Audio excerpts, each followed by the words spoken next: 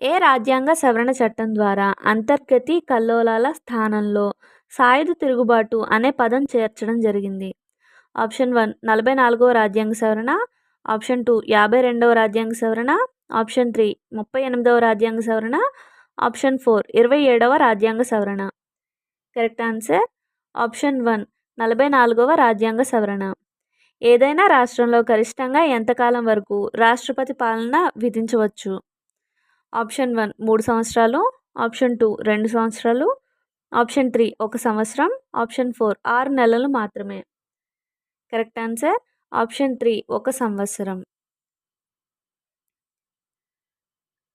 Next question. Cabinet కమిటీల లక్షణాలకు సంబంధించి క్రింది వాటిలో ఏది సరైనది? ఆప్షన్ ఏ వ్యాపార నియమాలు వాటి స్థాపన కోసం అందిస్తాయి.